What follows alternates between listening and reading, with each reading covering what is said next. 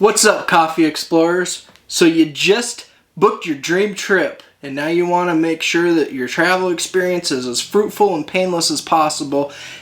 That's what this video is all about. Check it out.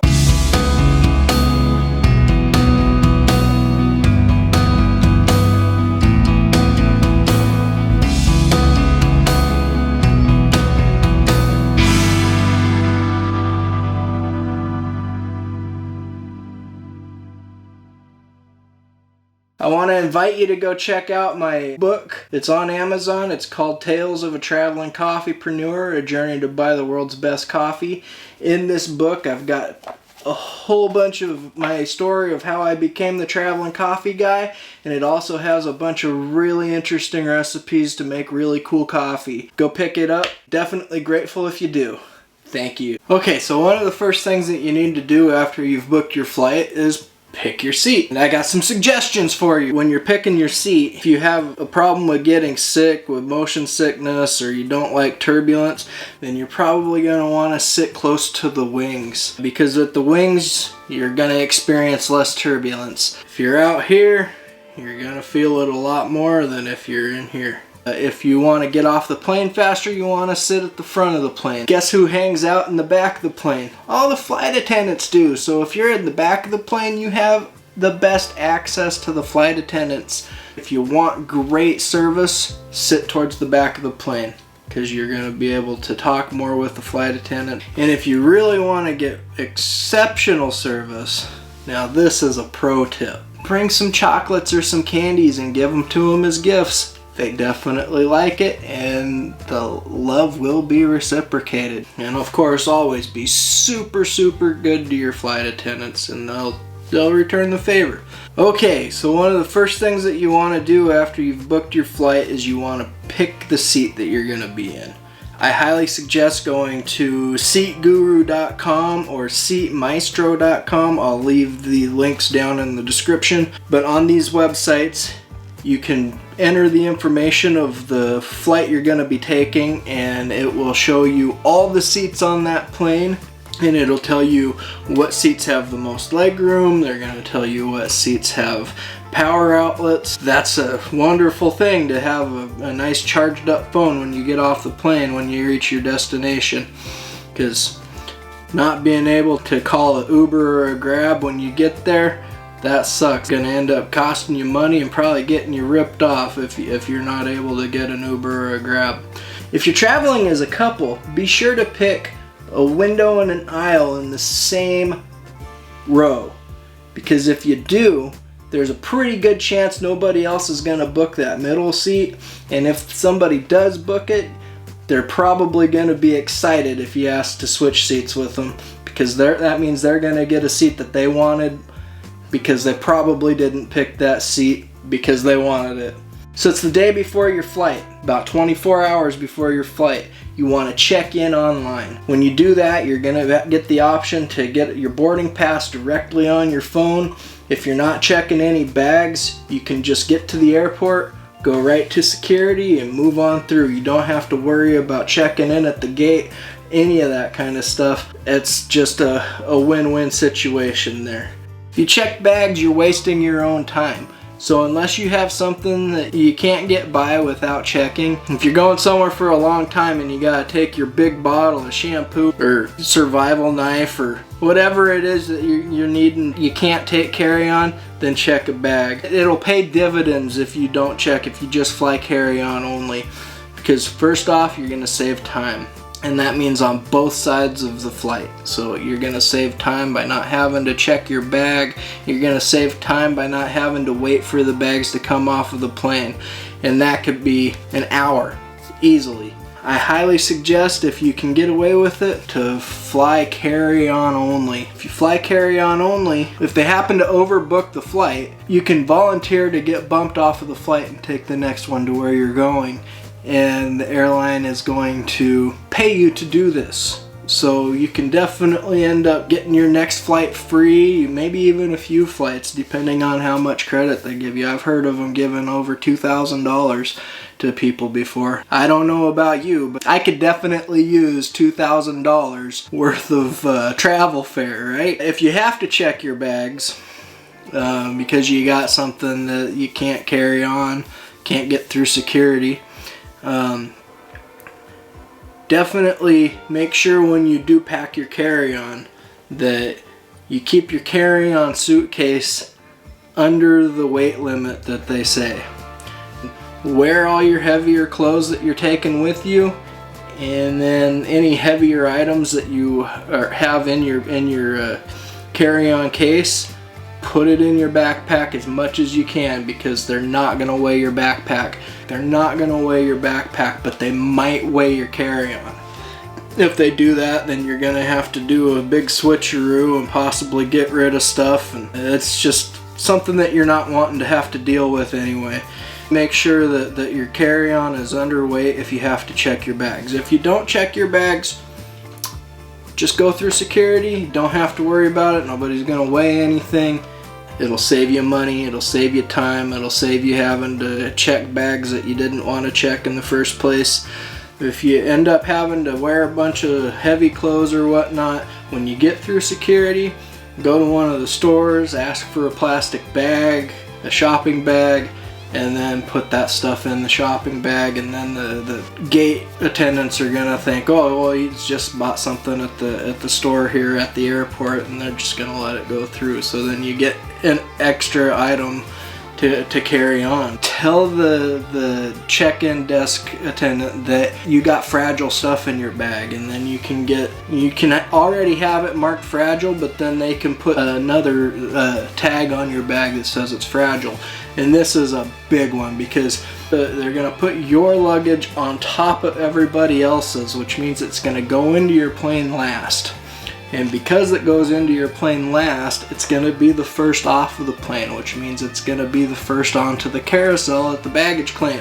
And that just saved you a ton of time. One more thing, let the check-in agent know that you have a short connection for your next flight. They're going to do everything that they can to make sure that you can easily get off the plane and onto your next flight. So they're probably going to put you at the front of the plane. That way, boom, you're on the plane, you fly, you get off the plane, you're on the next plane, and then you don't miss your flight. Where if you were at the back of the plane, or there's a good chance that you're probably going to have to miss your flight. I've missed a flight because of that before. It's not a good feeling. Luckily, they didn't charge me extra to get me on the next one, but it'll happen. It can definitely happen, because these airlines, they just like to gouge as much as they possibly can. If you found the hacks I've revealed so far valuable, smack that like button for me. I really appreciate it. When you're packing, you want to make sure that you pack your liquid in a clear quart-sized Ziploc bag. And I suggest laying all your bottles of stuff horizontally instead of vertically, because you're going to get more stuff into that bag, which means you can carry more of the stuff that you need. Get to the airport early. This is important, because sometimes security can take a couple hours to get through. It's not very often that it takes that long, but sometimes it takes a couple hours to get through. So you want to get there with plenty of time to get through security, and you don't have to worry about it, because missing flights sucks. Once you are at the airport and you're getting into a security line, or you fly in a new country and you're going through customs or whatnot, always get into the line to the left. Most people are right-handed, and it's their dominant side, so usually what they naturally will get into the right line. So if you go onto the left line, you're going to find that it is shorter, and it's going to save you time. After a 13-hour flight, if you can go through customs and have it be about a half hour instead of 2 hours, you're going to feel really good about that. And so you can get going and go take a nap or whatever you need to do. You're in line, you're waiting to go through the security checkpoint. Take all of the stuff out of your pockets, all of it, and put it into your jacket. Coins, phones, small electronics, valuables, anything like that. Even your belt, if you're wearing a belt, take it off, put it in your jacket. because then when you get there you can just take the jacket off, put it in a bin, send it through, easy peasy. You get to the other side, you just put it back on, and then you're on your way. When you're coming up to the line, take your shoes off and open your backpack so you have quick, easy access to your laptop and your bag of liquids, because you're gonna have to pull them out and they need to be scanned separately. Also, take your shoes off before you get there. I mean, like, just when you're a couple people behind, just slip them off and go. And to make that a whole lot easier, so you don't have to go tying and untying shoes, wasting time doing that, I suggest getting some of these rubber shoelaces. They're called Hickies. I'll leave a link down in the description so you can go score some if you're interested. But what they do is they allow you to make your shoes slip-ons. They're nice and tight on your feet. You don't have to worry about your shoes ever coming untied. They're one of the greatest inventions as far as shoes go, as far as I'm concerned. I highly recommend them. I'm not affiliated with them. I just use them every time, and here's a little picture of what they look like. Alright, if you travel a lot, I want to recommend that you sign up for Global Entry, TSA Pre, or Clear.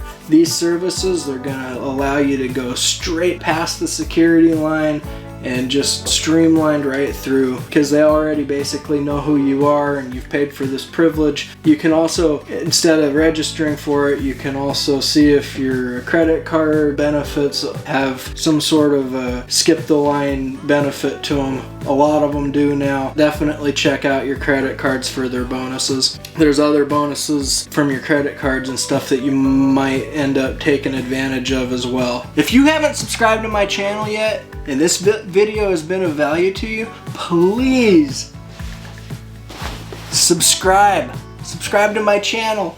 I will be entirely grateful if you hit the bell icon. You'll get notified for all the videos that I upload, and then you can watch those too, and hopefully this will be the beginning of a long relationship.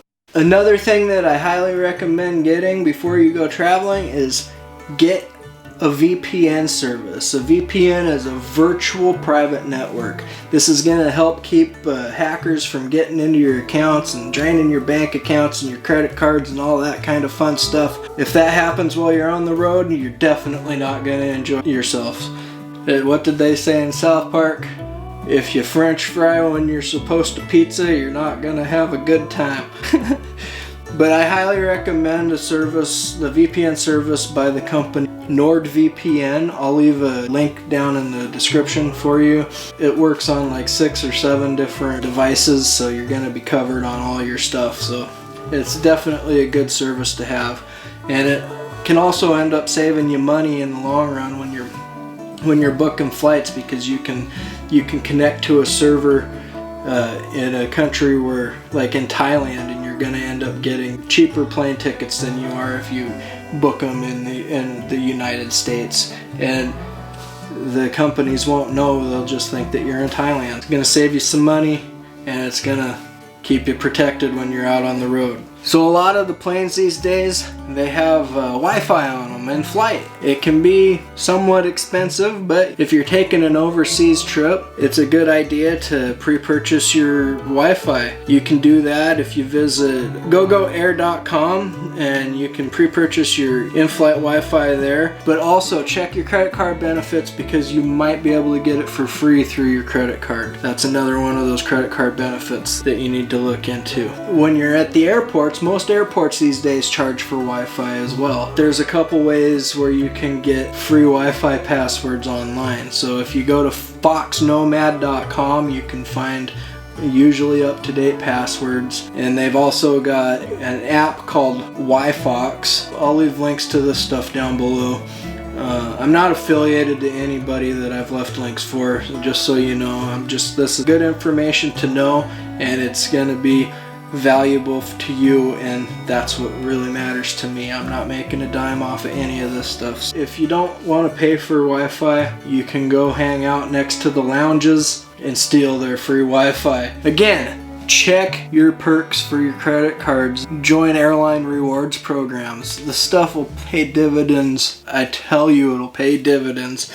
Not only can you get like free Wi-Fi and through security a lot easier, but sometimes you are allowed to get a free pass into these VIP lounges. And those are awesome because I got free food, free beverages, quiet places, comfortable seating, entertainment, and sometimes they even have showers. And there's nothing better than taking a nice shower when you've been on a plane for 16, 17 hours. If you're having a long layover and you don't have access to a lounge with a perk or a pass or something, just go to the lounge anyway and see how much it costs to buy a pass. It could be well worth it. $25-50 depending on how long you're going to be there for your layover, and you don't really have anything better to do. If you want to sleep, that's not a bad price for a place to sleep, honestly. You'll want to get upgraded?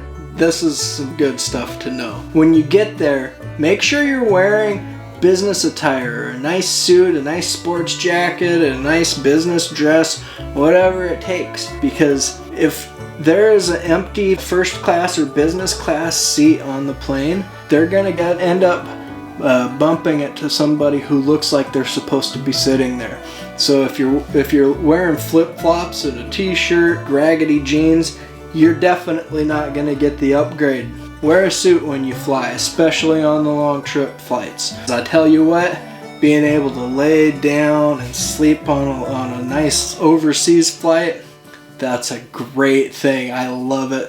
It's only ever happened with me once, but it was well worth it. I flew from Japan to Vancouver, BC on the way home, and I was beat tired already. It was awesome.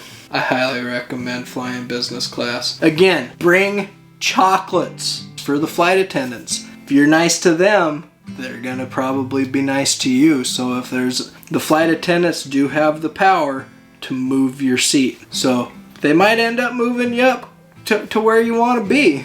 And the bonus rewards card, get it for whatever airline you're flying. You get on the plane, if you see that there's an empty business class seat, just ask about it and show that you're a rewards member. You can get it at the gate while you're waiting for your flight even. Just because you're a rewards member, you got a pretty good chance of getting upgraded to that seat, and they probably aren't even going to charge you for it. And if they do, it's probably not going to be that expensive. Hit that like button if you haven't yet. Okay, here's some things that I recommend bringing when you're going on a plane. Bring a pillowcase. Doesn't take up hardly any space or weight in your carry-on. When you're flying and you just want to start getting comfortable or whatnot, you can take a jacket, a couple shirts, stuff them into that pillowcase, and all of a sudden you got yourself a pillow. You didn't have to carry a flight pillow with you to add a bunch of bulky crap that you didn't need in the first place. A reusable water bottle. Yeah, you can't bring a bottle of water through security, but what you can do is you can have a reusable water bottle. And if you take that bottle to one of the coffee shops like Starbucks or Tully's or whatever coffee shop you're going to see at the airport, just go in and ask if they can fill your water bottle up. It's going to be nice filtered water because they want good quality water for going into their coffee. They want their product to taste good, and water's the most important part of that. I know, I'm the traveling coffee guy. Bring a pen, because you're gonna have to fill out your customs declaration card, and plus it's always just good to have a pen. Don't be the person that doesn't have a pen. Nobody likes that guy. Entertainment. This means downloaded music, video games, audio books, a Kindle, a real book, whatever. Just make sure you have something to keep yourself entertained. I highly recommend audible.com. I'll leave a link below. If you haven't already subscribed to Audible, it'll get you a free audio book that you can test it out with. Plus it'll give you a couple Audible originals as well. It's a service that I use quite a bit when I'm traveling. Definitely worthwhile to have. A pack of sanitizer wipes. You don't even want to know how disgusting the fold down tray is in front of your seat. That thing is disgusting. And the belt buckles, nasty. These fold down trays, I have seen people change diapers on them and they don't get cleaned. They don't get cleaned at all. But if you have some sanitizer wipes, one of the first things you can do when you sit down, clean that belt buckle, clean that tray table. You're gonna feel a whole lot better about it. Easy to carry snacks. So like trail mix, Cheetos, chips, whatever. As long as it's easy, dry food, whatever, take it with you. It's gonna be a lot cheaper if you bring it from home. Another idea is packets of oatmeal, stuff like that. Hot water's free on the plane. Chewing gum. When you make sure you're chewing gum when you take off and when you land, and the altitude pressure isn't gonna cause you to get that nasty clogged feeling in your ears, because that feeling sucks. Take a power strip. That way you can make sure with one outlet anywhere you can charge all your electronics. Also, if you have extra outlets on your power strip, other travelers are gonna become your best friends. I wouldn't be the traveling coffee guy if I didn't recommend these disposable pour-over pre-packaged coffees. They're great. In this video up here in this card, I show them off up there. I highly recommend them. All you gotta do once you get these, you sit down at your seat on the plane, you ask the flight attendant for some hot water and an empty cup. They bring it to you, you put the pour over pouch in there, and then you just make your coffee like you do a pour over at home. It's really handy, and then all of your seat neighbors are gonna be super jealous because you're drinking awesome coffee. All right, when you're waiting for your flight, don't miss your flight. Set an alarm on your phone for 5 minutes before your boarding time. It's not a big deal. You do your thing, and then your phone's like, hey, go get on the plane, and then you don't miss your flight. Another thing, do not wear headphones while you're waiting for your flight. You never know when they're gonna have an announcement where there's a gate change, a delay, or a cancellation. And I tell you what, if you're wearing a headphone, you don't hear that, there's a good chance you're gonna miss that flight. There's also a good chance that you're not gonna know about any of the other bad things that might happen. Say you end up with your flight overbooked because you're wearing headphones, you just missed out on a $2,000 opportunity to get onto the next one instead. If you're wearing headphones, you're gonna miss out on a lot of important stuff. Definitely do not wear headphones while you're waiting for your flight. Also, when you're waiting for your flight, do not drink carbonated beverages. In your stomach, down at the lower altitude levels, everything's gonna feel fine. But once that plane takes off and you start getting up there, those carbonation bubbles are gonna expand, and it's gonna give you what is known as jet belly.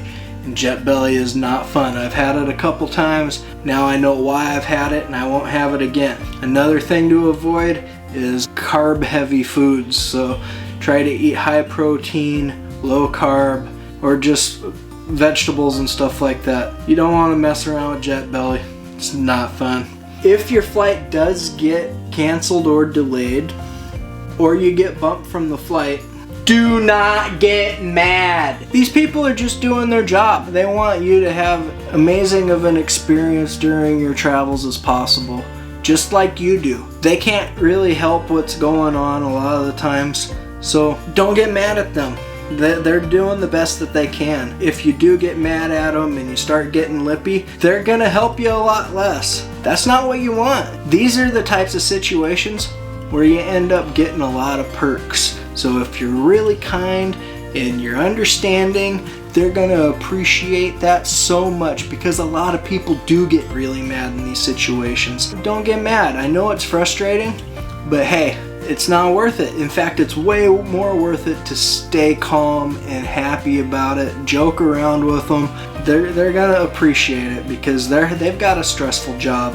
It's not good to have somebody just trying to ram their hatred down your throat. So yeah, it's no fun. If you're nice, that's when you're gonna get the $2,000 perk.